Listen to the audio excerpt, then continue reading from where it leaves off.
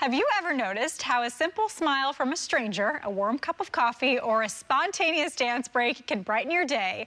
These tiny joys aren't just fleeting pleasures. They hold the key to profound change in our lives. Here to share more about the topic from her latest book, The Joy Reset, is PhD, trauma researcher, and author Mary Catherine McDonald. Mary Catherine, I'm so happy to have you today. Thank you so much for having me. I'm so happy to be here. Yes, I'm so excited you're here. This is your first time on TV, yes. right? Okay, yes. So we're lucky enough to have your first time. I'm so excited.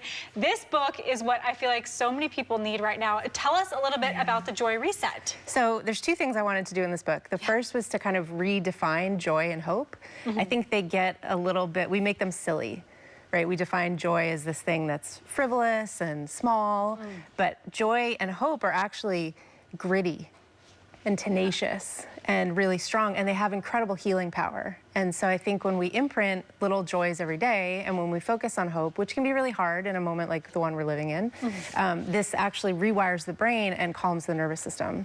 And then the second thing I wanted to do in the book is to figure out how to get practices to people who might be resistant to joy. When we have a lot of trauma or chronic stress or overwhelm, we can actually become resistant to joy because our nervous system actually regulates to that stress. And so joy asks us to put our guard down, and that feels impossible. So then how do you introduce joy and hope and practices to people who are really struggling? Wow, so interesting. So when you say the nervous system regulates to like that level of stress, does that mean that you're constantly kind of staying at that level and not getting much joy? Yeah, so that's a great question. The nervous system is adaptive, miraculously adaptive. We're adapting all the time. Right now, we're adapting to each other. We're co-regulating. We're adapting to the temperature in the room, all these things. And we also adapt to stress. So if you have enough chronic stress and trauma and anxiety, your system just regulates up to that level. And then you become hypervigilant 24/7. And so when you kind of ask yourself to toggle back down and think about something joyful, your system says no. Wow, I think this is good for people to know because they can feel like it's their fault. Like, oh, I'm so negative, I can't get out of it. Maybe other people are saying you're being so negative and stressed. And it's actually like a physiological thing they're going through. That's so good to know. I want to talk about, you talk about incorporating small moments of joy in life. They say write down 3 good things that happened to you in the day. Give us your advice on what people should do to give those little sparks of joy. Yes, so one of the practices that actually started this book was something I call Tiny Little Joys, which is you just find something in your immediate environment, we can do it right now together, that sparks joy. So I love your dress, I love the print, and that makes me feel joy. So nice of you. Okay, I'm excited because I'm looking over here and the dancers are there, and we're gonna get a fun dance performance, and that's joyful. Yes. So when we do that, if we sort of revel in that joy just for a second, it's a way to introduce joy in a very small dose to the nervous system. So if I was feeling really nervous or you're feeling really stressed, we don't have to stay with the joy, we just feel it for a moment and then we can go back to the stress. The more we do that, the better our nervous system becomes at toggling back and forth.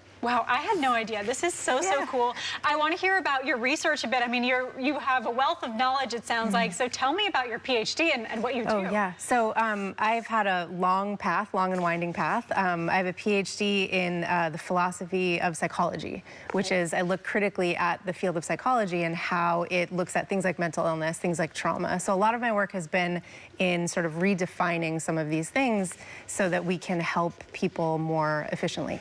And why is it so important to you personally to help people?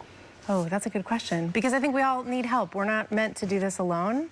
And I think that we're, like I said before, we're living in a really dark time. And if we can focus on doing these little things, then we can help each other out of this. One of the other great practices that's really simple is instead of just making a gratitude list, make a gratitude list of things that people have done for you that you feel grateful for, and then send them a text message, because one of the other ways to kind of regulate your nervous system is to do something kind for someone else.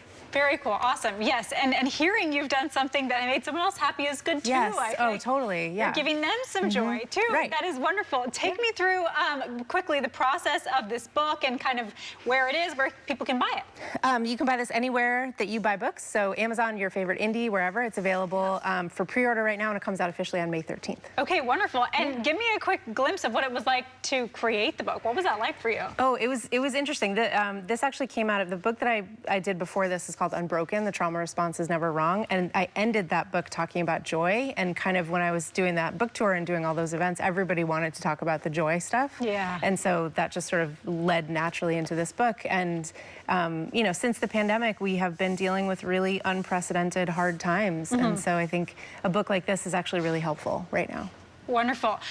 For anyone that's having a hard time out there, maybe watching today, one tip that you may have or a message you may have to those people? It's you're not alone, and scale down. It doesn't have to be, healing doesn't have to be hard work. You can do these little practices every day. They make a huge difference. I know they sound small, but they really do have an effect. All right, Mary Catherine, it was so fun to meet you. Thank you so much. Thank you for all the good you're doing. Thank you.